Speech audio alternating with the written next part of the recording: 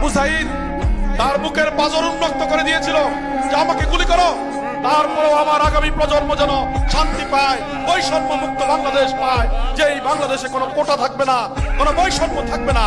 কিন্তু 1 বছর 1.5 বছর পরে যেই আবু সাইদের সঙ্গী সাথীরা আজকে ক্ষমতায় গিয়েছে, তারা কি সেই আশা আকাঙ্ক্ষা পূরণ করতে পেরেছে?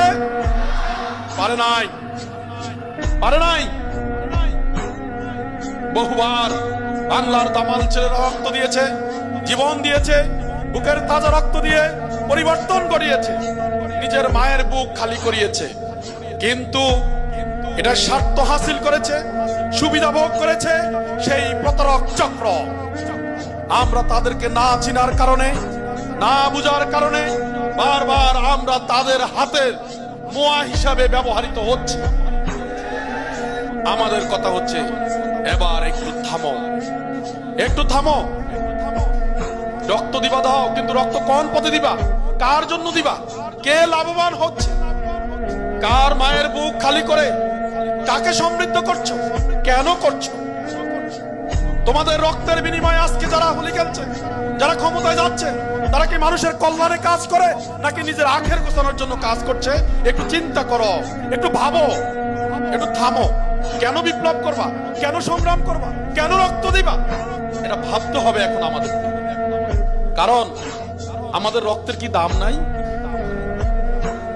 এই ছাত্রদের রক্তের দাম নাই? তারা বারবার রক্ত দিবে আর ব্যর্থ হবে, বারবার রক্ত দিবে আর ব্যর্থ হবে, স্বার্থন্যাসী মহল সেই স্বার্থ ভোগ করবে। এটা তো আর হতে দেওয়া যায় না। এই রক্তের দাম আছে। এই রক্ত তৈরি করার জন্য আমার বাবা মাকে প্রতিনিয়ত সংগ্রাম করা লাগছে। আমি যখন গর্ভে এসেছি, মায়ের গর্ভে, তখন আমার মা অক্লান্ত পরিশ্রম করেছে আমার শরীরে যেন এতটুকু আঘাত না লাগে।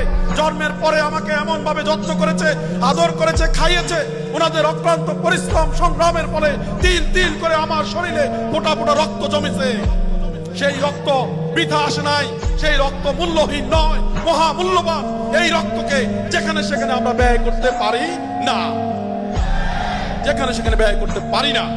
তাই আমি বলবো, আজকে বুঝো, ভাবো, কোথায় রক্ত দিব, কোথায় দেব না, কেন দিব, কার জন্য দিব, আমার দুনিয়াতে কি লাভ, পরকালে কি লাভ, আমি দুনিয়াতে কি পাবো, আল্লাহর কাছে কি পাবো, এইটা জেনে তারপরে রক্ত দাও। তখন সেটা হবে তোমার জন্য কল্যাণকর।